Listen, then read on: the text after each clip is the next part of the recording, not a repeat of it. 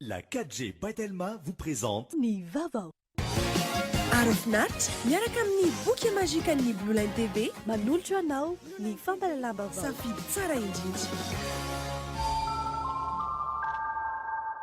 Professionnels du bâtiment ou particulier, pour vos articles de bricolage et de construction, choisissez Batimax.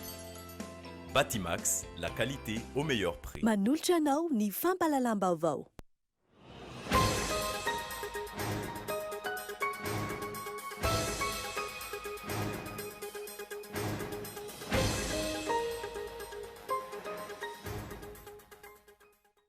Totoza-tany le Cap Afrika Atsimo tamin'ny fahadimy ka hatramin'ny fahavalon'ny volana novambra lasa teo ny Africa World Week nandraisan'i Madagasikara anjara izay nanoloran'ny Omnis toerana miisa 420 everina ho misy solika sy gaz natoraly hitadiavana mpitrandraka vahiny.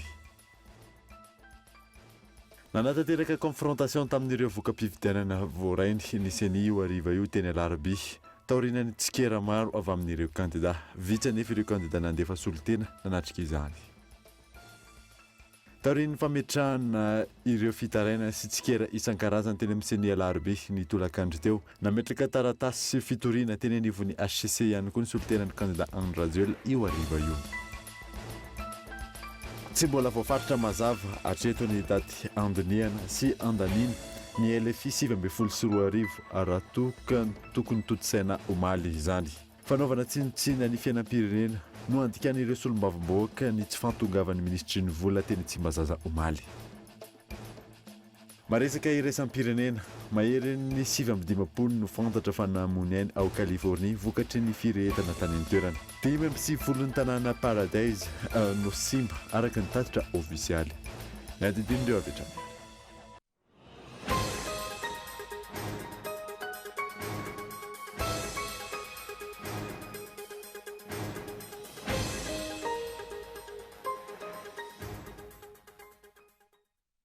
Finaritra tompoko lasy tompoko vavy taona vaovao eto amin'ny Kultivika manazanao ary anaraka izany hatramin'ny farany any votsika ny vaovao dia totosa tany le Cap Afrika Atsimo tamin'ny fahadimy ka hatramin'ny fahavalon'ny volana novambra lasa teo ny Africa World Week nandraisan'i Madagasikara anjara izay nanolorany Omnis toerana miisa 420 everina ho misy solika sy gaz natoraly hitadiavaka mpitrandraka vahiny rarysona ihany. Araka ny journal de l'économie, toerana everina ho misy solika sy gaz natoraly miisa 420 any amin'ny faritry Menabe sy Morondava iny izay manamorona lakan-dranon'i Mozambika mirefy eo amin'ny 4,7 sy 3,9 kilometatra tora-droa no nanaovan'ny Omnis, Office des mines nationales et des industries stratégiques, tolotra iraisam-pirenena hitadiavana mpitrandraka vahiny mandritra ny Africa World Week tany le Cap Afrika Atsimo tamin'ny 7 novambra lasa teo. Nambaran'ity journal de l'économie ity hatrany fa nanomboka ny 7 novambra 2024 ka hatramin'ny 30 Mey 2024 ity tolotra iraisam-pirenena nataon'ny Omnis ity izay sampana iray eo ambany fiahin'ny ministera ny arenan-kibon'ny tany.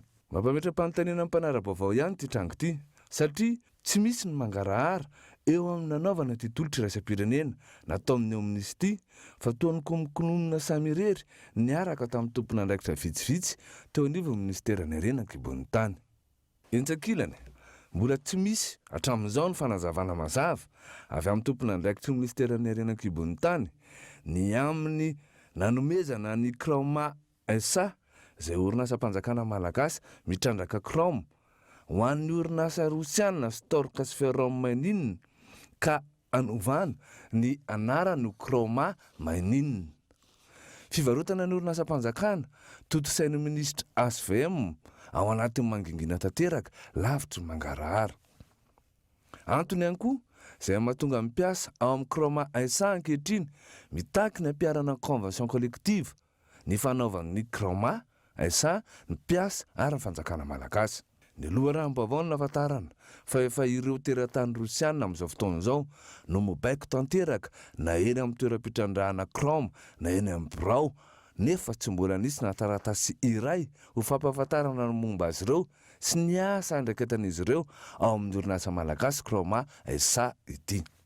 noho ny tsy fisian'ny mangarahara amin'ny fitantanana ny renan-kibon'ny tany atao ministerany renan-kibon'ny tany ankehitriny no mahatonga amin'ny mpanara-baovao ametraka ny aiany amin'ny tia nanaovana tolotra iraisam-pirenena toerana misy 440 heverina ho misy solika sy gazy natoraly any amin'ny faritry Menabe sy Morondava ity.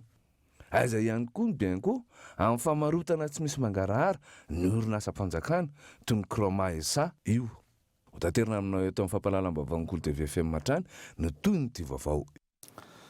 Lafim-baovao hafa kosa indray dia namoaka fanambarana omaly ny ambasadorny vondrona Europeana miaraka amin'ny ambasadorny Allemagne, France ary Angleterre fa mizotra araka ny tokony izy hatreto mizotra ny raharaha-pividianana ka tokony ho tony na ny kanda na ireo pomba azy. Rarisona Iandratra. Namoaka fanambarana iraisana omaly alina ny ambasador mivondrona Europeana, Allemagne, France ary Angleterre monina eto amintsika fa dingana lehibe amin'ny fametrahana amin'ny demokrasia eto Madagasikara iny fifidianana filoham-pirenena no totosaina farany teo iny. Mizotra araka ny tokony izy hatreto no fizotrany raharaha-pifidianana. Samy nanaraka ny lalam-panorenana sy ny lalàna velona eto Madagasikara avokoa na ny mpanao politika na ny andrim-panjakana rehetra na ny vaomera-pikarakara fifidianana. Mizotra araka ny tokony izy ihany koa ny fanisana ny voka-pifidianana. Miantso ny rehetra ho tony ary tsy hanao fanambarana mety hanohintonana amin'ny fizotrany raharaha-pifidianana ihany koa ity fanambarana ity mba tohizan'ny fitoniana eto amin'ny firenena. Raha misy ireo fitarainana amin'ny voka-pifidianana filoham-pirenena fihodinana voalohany ho hiatrano ity fanambarana ity dia tokony atao anatin'ny fanarahan-dalàna tanteraka izany. Ary farany naneo hatrany ny fahavonona ny anohana amin'ny vahoaka malagasy amin'ny fametrahana demokrasia ny ambasador ny vondrona Europeana, Allemagne, France ary Angleterre tao anatiny ity fanambarana navoaka ny omaly alarobia alina ity.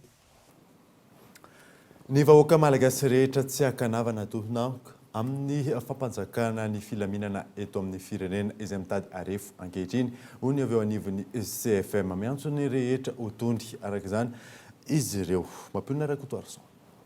Misy avorivory amin'ny arakevitra ny vahoaka malagasy tato ato indrindra tao anatin'ny fiandrasana ny valim-pifidianana filoham-pirenena izao. Savorivory izay mety ikitikitika ny filaminana sy ny fihavanana malagasy raha tsy misy ny fitoniana hoy ny avy ao amin'ny CFM. Miantso ny olona rehetra ho tony araka izany izy ireo indrindra ireo kandida tsirairay araka ny fanambarana izay natao androany. Voalohany indrindra aloha dia izay ilay anasiny hoe misy ilay hoe interpellation antso satria fantatray fa tsy olona anankiray no tompon'antoka amin'ny filaminana eto amin'ny firenena fa na ny vahoaka ary tsirairay ny isaky ny ambaratonga amin'ny olona ikirakira ny fifidianana reo rehetra hoe teo milatsaka ho fidina sy ny mpanaradiana azy ny mpitondra isana ambaratonga itsika mianakavo no miara tompon'antoka ka zay no tsy fantatro hoe interpellation ve fa misy koa hoe fiaonana amin'zareo amin'izay olona tokony iaonana ary misy koa ny fanetanana tsotr'ireo fotsiny mba hahafahantsika rehetrarehetra itsindro sady hoe mbola ho aizany lalana ka amin'izao dia efa mila maitro sy mitandrina tsika mianakavo. Nambaran'izy ireo hatrany fa ny fahasamihafan'ny famoaham-baovao manodidina ny voka-pifidianana no antony izao olana izao ka tokony hijoro amin'ny marina hatrany ny rehetra.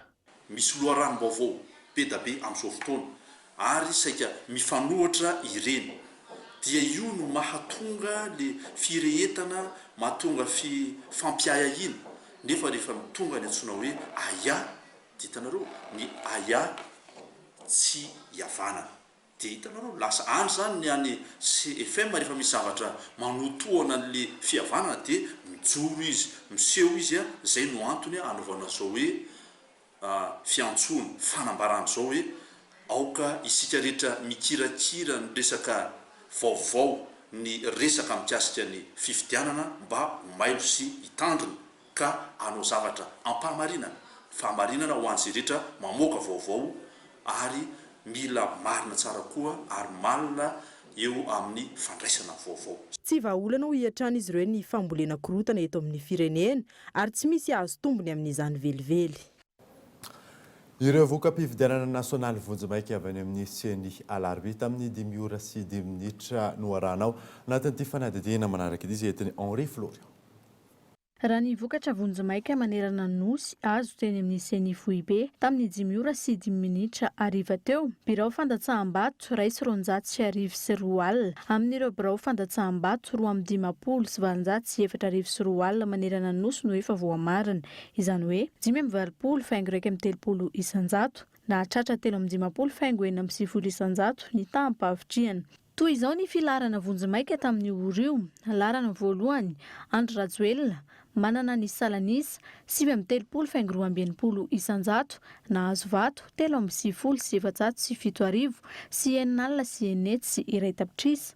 Faharoa Marika Ravalomanana manana ny 5 isanjato na azo vato 3 sy 700 sy 3 arivo sy 7 alina sy 4 sy 1 tapitrisa. Fahatelo Erajonary Mampianina manana isanjato 4 faingo 3 na azo vato 1 sy 500 sy 2 arivo sy 5 alina sy 3 hetsy. Izany hoe misy elanelam-bato 3 sy 4 arivo sy 7 alina sy 1 hetsy eo amin'ny kandida Andro Rajoelina izay larana voalohany sy Marika Ravalomanana larana faharoa. Elanelam-bato 2 sy 704 arivo sy 1 alina sy 3 hetsy sy 1 tapitrisa kosa no elanelam-bato eo amin'ny larana voalohany sy ny larana fahatelo.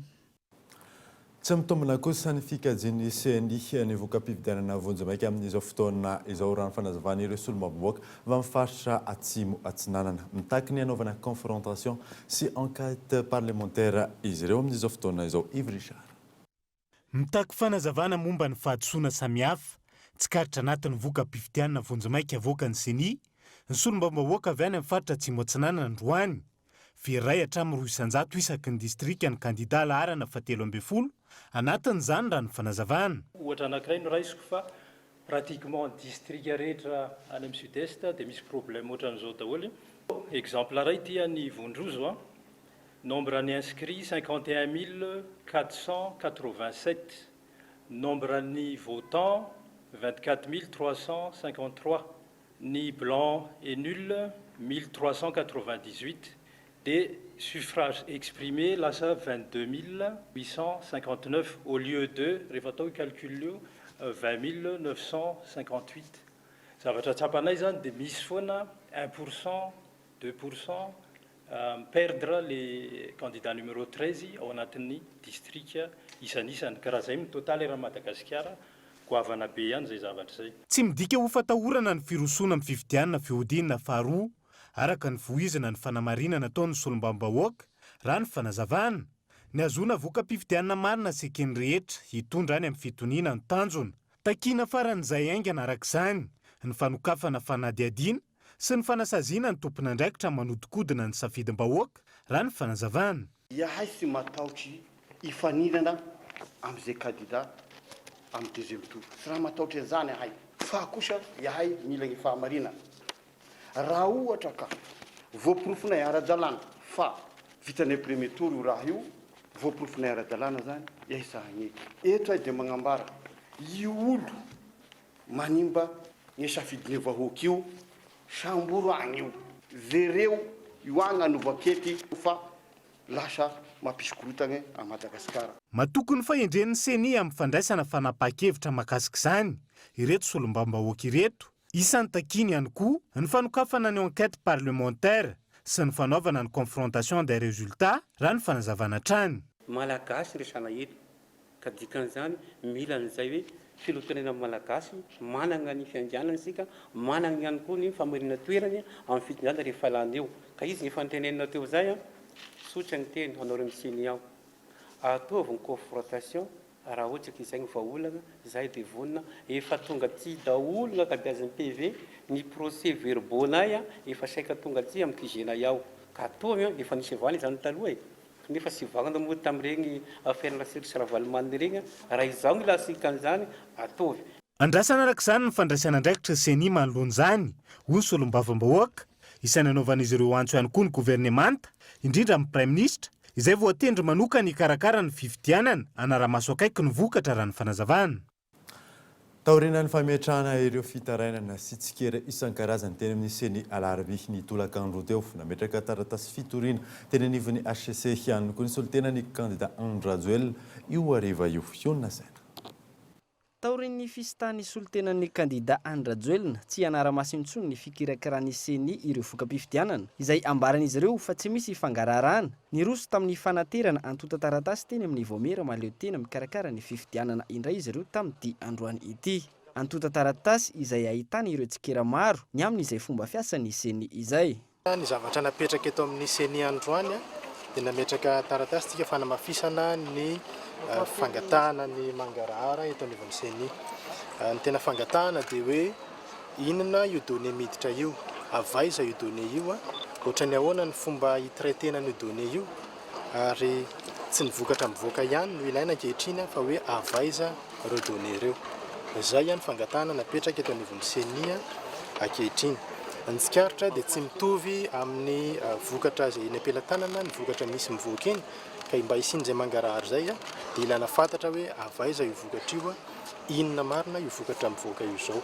Izay ihany taratasy napetraka eto anivon'ny seni androany. Ny solotenan'ny kandida Andrajoelina ary ny kandida Andrajoelina dia manana ny PV manerana ny Madagasikara. Misy fotoana ny zavatra rehetrarehetra.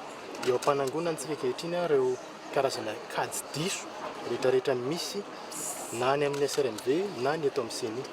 Misy fotoana ny zavatra rehetra. Mangataka izahay ny sokafany DSI mba ahafahany mijery ohatra ny ahoana ny traitement misy ao anatiny ao, ohatra ny ahoana io logiciel io, manaraka ny kajy mirindra rehetrarehetra tokony ho izy hoe logiciel io.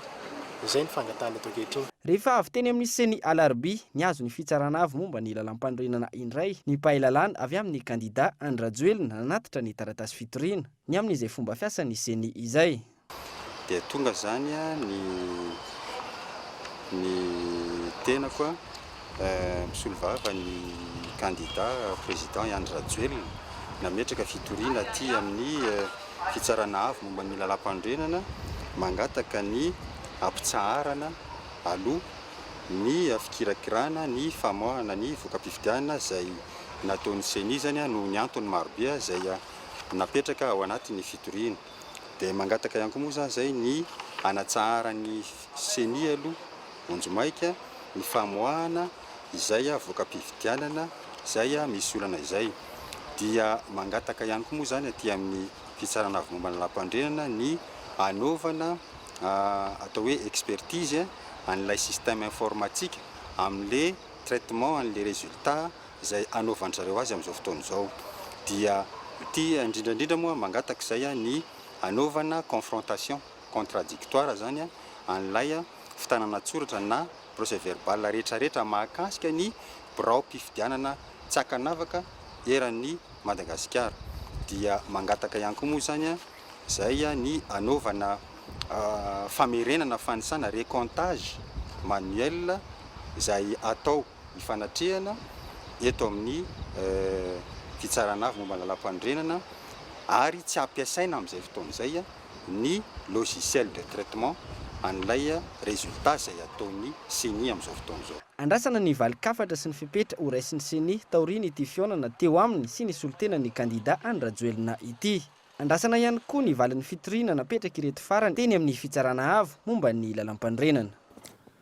Nanatateraka confrontation tamin'ireo voka-pifidianana voarainy seni io hariva io teny alarobia taoriana tsikera maro avy amin'ireo kandida vitsy anefa ireo kandida nandefa solotena nanatrika izany iona senatra. Kandida maro no nitsikera sy nanakena ny fomba fiasan'ny seni amin'ny fikirakirana sy ny famoahana ireo voka-pifidianana tsy ofisialy. Isany nivotra tamin'ireny tsikera ireny ny makasika ny voka-pifidianana izay ambaran'ireo kandida ho tsy mitombona. Eo ihany koa ny momba ny informatika iasan'ny seni izay miteraka aya maro ankehitriny. Nitondra valikavatra manoloana ireny ny filoha lefitry ny seni tamin'ity androany ity ka niroso tamin'ny confrontation n'ireo PV. Vitsy anefa ny solotenan'ny kandida tonga nanatrika izany. Tena napakevitra izay ny hoe andao ary raha ohatra ka tsy mino ny sasany, raha ohatra ka mametraka aya ny sasany ny amin'ny fampiasana ny kajy mirindra na ny informatika ato amin'ny seni, raha manana tsy fahatokisana ny sasany ny amin'ny fikirakirana ny voka-pifidianana ataonay eto anivon'ny seni foibe ka milaza ny sasany fa manana voka-pifidianana avy any amin'ny SRMV na avy any amin'ny distrika mihitsy dia lazaina fa tsy mitovy amin'ilay avoakany eto amin'ny seni dia rehefa napakevitra zay hoe andao ary tsy maninona mba hisin'ny fampitokisana dia ho ajanontsika ny avy eto anivon'ny senia fa andao hiaraka jerena ary ho jerentsika miaraka ilay procès verbal zay avy any amin'ny SRMV miandry ny candidat rehetra zay zay manana olana manana tsy fahatokisana tonga avy eto ary na tonga naina nafatra ny androany de satria zahay mieritreritra fa amoaka ny valim-pifidianana am'ty herinandro ty ihany tsy hiandry ny amin'ny atalata mba ilazana amintsika rehetra koa fa tsy tara zany ny voka-pifidianana. Miantso ireo candidat sy ny solotenan'izy ireo izay tsy tonga niatrika ity confrontation ity ny filoha lefitry ny seni anatsahatra ny tsikera sy ny fanakianana. Reo daholo ny zavatra eritreretinay ho atoro ny candidat raha ilaina fa raha ohatra moa ka tsy mila an'ireo izy a de mengavy an'izy rehetra zay a mba samy miandry ampitonintsika zany. Raha misy ny fanahina dia tongava tompokilasy tompovavy efa napetraka mihitsy tia tanareo fa novainy ty toerana ty zao ipetraka eto zahay mandrapivoaka ny voka-pifidianana de mengavy zahay efa milaza zany zahay zao fa ny voka-pifidianana de ivoaka amin'ty herinandro ity tsy andry alahady zay ivoaka amin'ty herinandro ity ny voka-pifidianana de mba mengavy atsika rehetra zany raha pitso zany mbola manana fotoantsika tongava tompokilasy tompovavy hoeto lay procès verbal any aminareo zay ahitanareo antotanisa avoaka atsika any amin'ny télévision isatsokajiny io aleo hoeto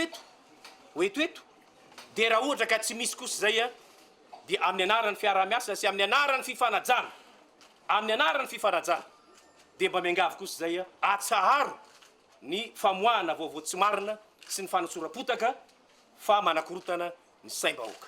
Ivoaka amin'ity herinandro ity ny voka-pifidianana vonjimaiky avy amin'ny seni manana hatramin'ny alahady araka izany ireo candidat na ny solotenany hitondra ny PV an'izy ireo anaovana confrontation eny amin'ny seni. Tanjona amin'izany ny amoahana ny valim-pifidianana tsy ofisialy mangarahara ary ekeny rehetra isy ny fitoniana eto amin'ny tany sy ny firenena. Tonga eto amin'ny fotoanany dokavatro isika amin'izao fotoana izao aorianan'izay natatsika ny fifangonan'ny fako eto andrenivohitra fa eo ihany koa ny tontolon'ny vokabary eto Madagasikara. Rehefa avy eo.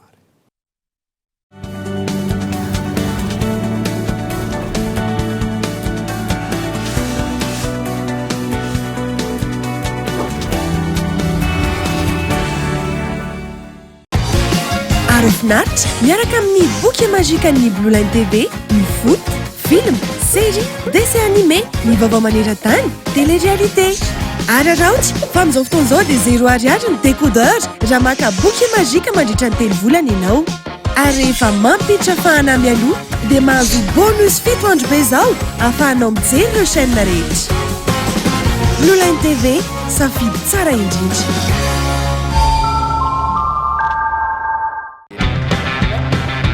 Oui, appel vers tous les opérateurs.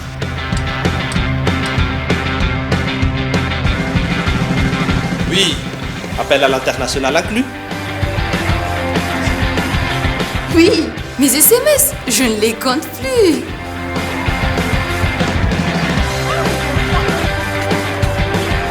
Et oui, l'Internet à la vitesse 4G. 0,5 arrière par seconde vers FAF et Club First. 1 arrière vers Telma et 3 arrière vers les autres opérateurs. Vous aussi, soyez First. À partir de 10 000 arrières, First Premium. Et découvrez toute la gamme First sur www.telma.mg ou rendez-vous en Telma Shop. Telma, Safid numéro 1 Malagasy.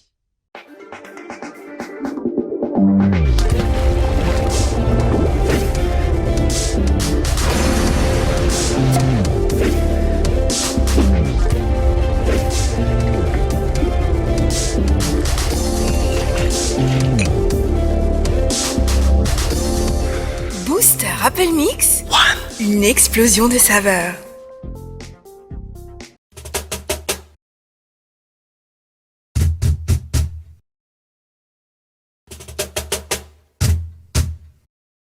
Chez Batimax, composez les couleurs de votre choix avec la peinture Trix fabriquée en Égypte, intérieur ou extérieur pour une commande prête en 20 minutes. Aucune nuance entre votre choix et le rendu final. À l'huile ou à l'eau, 10% de remise pour tout achat de peinture. 10 boîtes achetées, une boîte offerte jusqu'au 31 août. Garantie 3 ans. Batimax, la qualité au meilleur prix.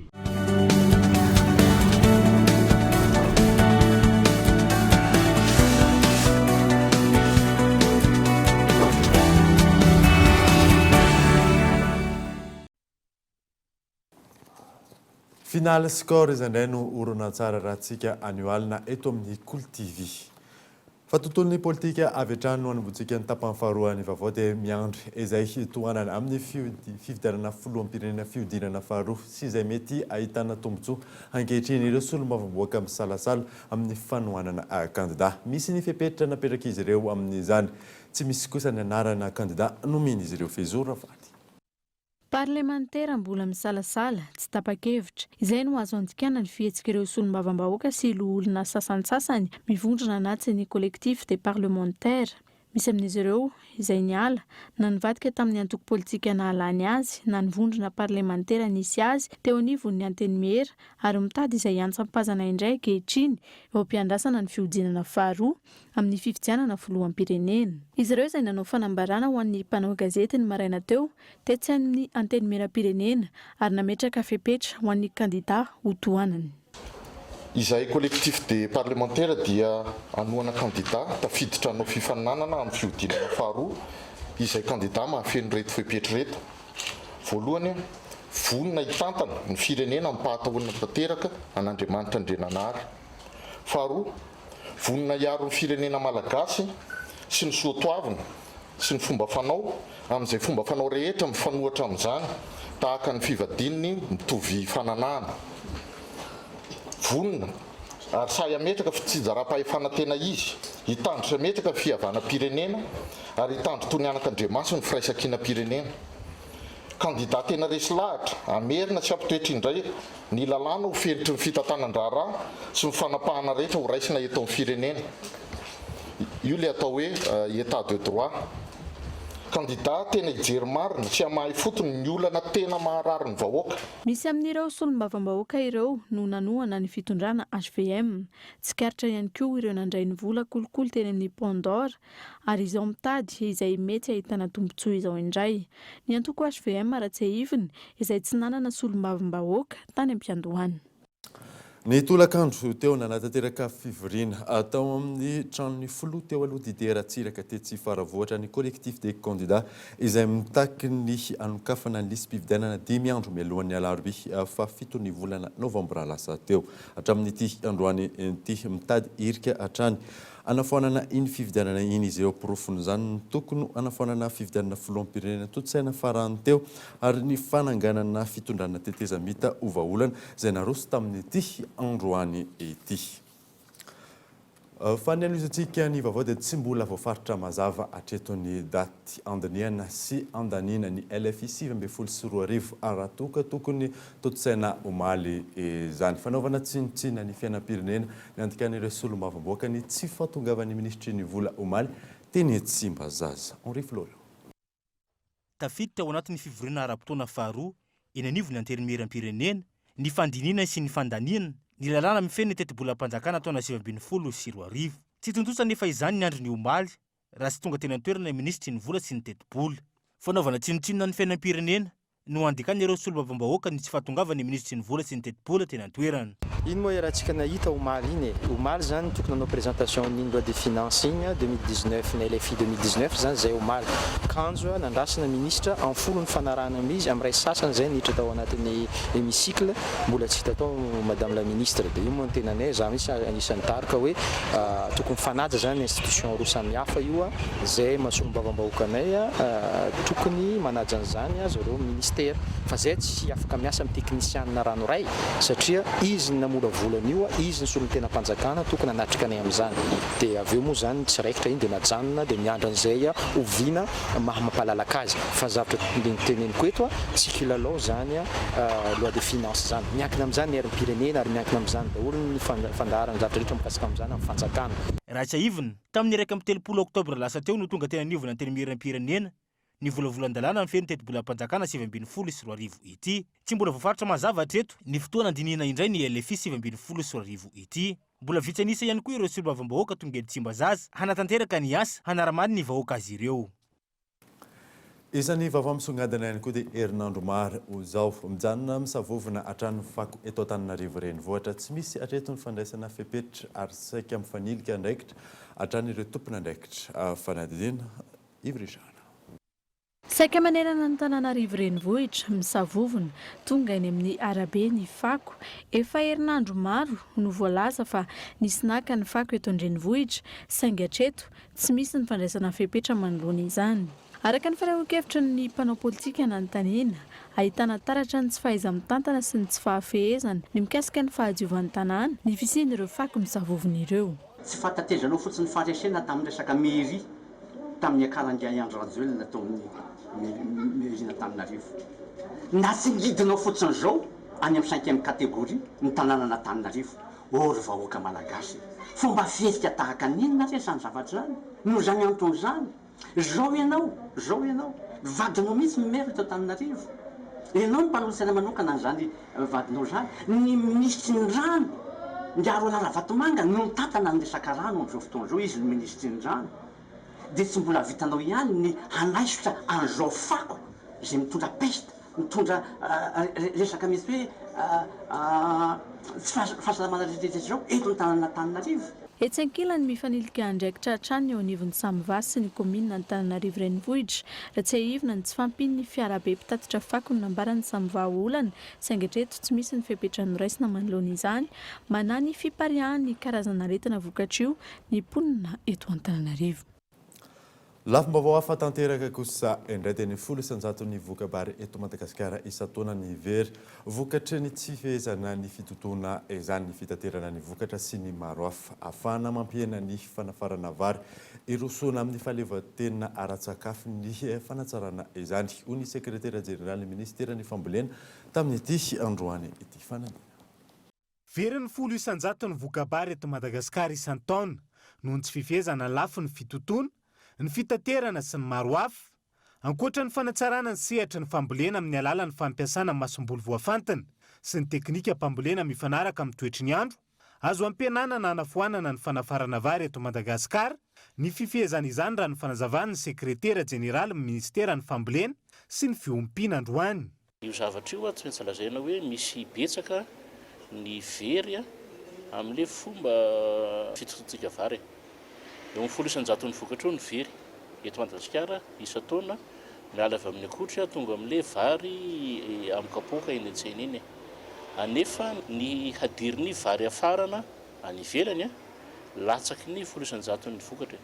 Izany hoe raha haitsika zany ny mikarakara an'ilay vary miala avy amin'ny tantsaha akotra iny ambara-pahatonga an'ilay izy any amin'ny mpanjifa hoe tena manakely an'ilay vary very eo amin'izay lafiny izay fotsiny tsy manao ninninina ankoatrany hoe ny aoriana ny finjinjana no karakaraina dia efa tsy manafitra vary intsony ny malagasy. Ny farany androany ny tetika CRPGAA naharitra 2 taona izay niarahan'ny ministera ny fambolena sy ny fiompiana ary ny sampandraraha ny firenena mikambana momba ny fambolena sy ny sakafo. Lafiny zavatra maro no entiny tetika sy indrindra ny fanatsarana ny famokarana, ny fitahirizana, ny fitrandrahana ary ny fiarovana maharitra ny sehatra ny fambolena hiadina amin'ny tsy fanjari-tsakafo. Dia izay namarana ny vaovao isaorana ianao nanaraka izany isaorana manoka ihany koa ireo any amin'ny faritra ireo manaraka ny vaovaon'ny Kolo TV amin'ny alalan'ny DSTV Antsirana sy TN TV Fianaratsoa. Soa fa tsara torto.